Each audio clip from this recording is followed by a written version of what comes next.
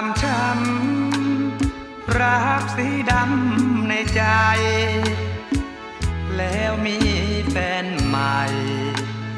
ให้หัวใจลืมเลือนรักในอดีตดังมีดมาเชือดเฉือนขอลบลืมเลือนให้เหมือนฉันคนใหม่ปิดความช้ำแสนระกำในสวงทิ้งไปไม่ห่วงไม่ขอทวงความในขอลืมอดีตที่ติดตาใสๆขอล้างข่าวใจให้หมดไปเสียทีขอมีแฟนใหม่ให้รู้ไปเสียเลยเรื่องความรักที่เคยให้ผ่านเลยหลีกหนีช้ำในอดีตจึงขอปิดบัญชีรักใหม่ที่มีขอให้สีแดงเปล่ง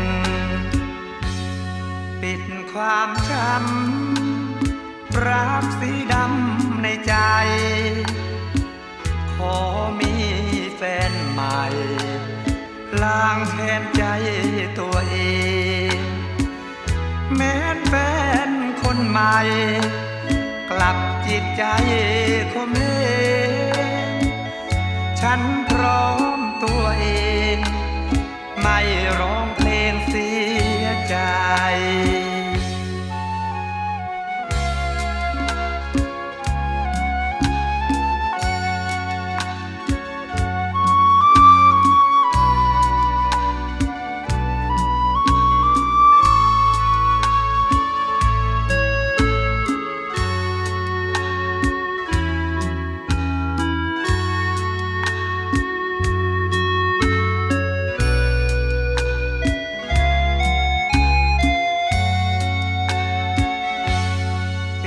ความช้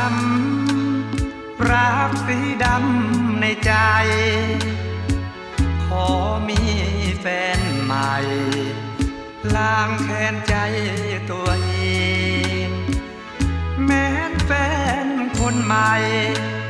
กลับจิตใจคม